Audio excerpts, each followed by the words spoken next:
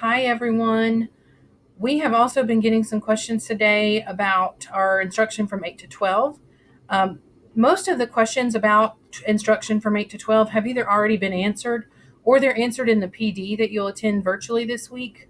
But we have had two questions that have kept coming up, and we want to clarify that for everyone. Instead of making you come into a meeting, we want to just share the same information with everybody across the board. So, the first question is about EC services, about ESL and AIG supports, and how that should look in your classroom while we're virtual. So we say all the time that we don't want to interrupt our students' core instruction, and that doesn't change when we're virtual. So we have in our master schedule an intervention block that's going to help us once we have students in the building and on our normal schedule. It's going to help us to avoid interrupting core instruction as much as possible. That is no different since we're virtual. In fact, we have more time in the afternoons now to meet the service needs for our students than we've ever had before. So we're not going to need to infringe on the core literacy and math blocks during the school day, or in fifth grade, the science block during the virtual 4 hours in the morning. So you can expect students to receive their services after 12 o'clock. There are a couple of exceptions. We have a student who's a resource student. We have a student whose service time exceeds the amount of time, and that EC teacher will be in touch with the classroom teacher to let them know. If you don't hear anything about that, then you can assume that they are scheduling their service times for after 12 o'clock. In addition to that, I want to talk about they have some availability in the mornings, and that's not going to start for our EC teachers till later because they have some plans to work on. They have to rewrite some of our IEP plans based on this virtual learning. They have some responsibilities there that are going to take them a few weeks to do. But eventually, they're going to have some time in the mornings available to actually push in and support classrooms, regular classrooms, and the students who are lower in those classrooms.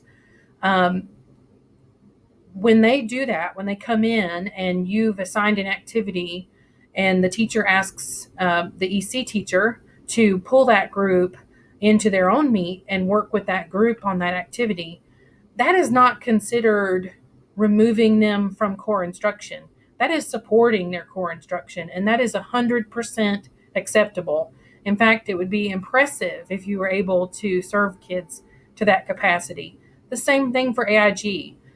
I'll give you an example, like if you had your 90-minute literacy block on 2 days a week, you focus the last 30 minutes on writing, and you've got a group of kids who are just writing well above the rest of your students, and Miss Fender makes herself available during that 30 minutes to pull that group into her classroom, her Google Meet, and work with them on a more enriching writing assignment.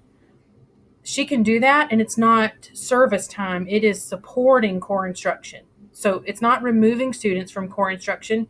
You've given the instruction, and everybody's working on the same standard, but they just may be working on the skill at a higher level than the rest of your class, and that is perfectly acceptable.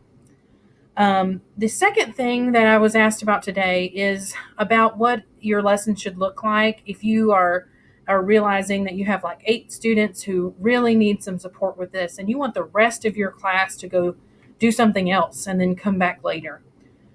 You can have them do an independent activity away from the screen.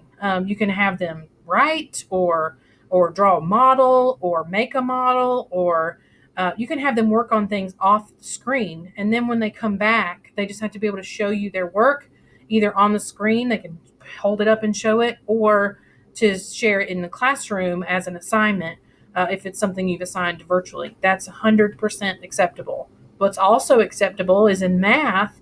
If you have that happen, students can go work on iReady and come back to your meet at a specific time. That's 100% acceptable, and I just wanted to make sure everybody knew that was okay. If you guys have any questions about that, let me know, or let Diane Wells know. Ms. Deaver can also help. See you later.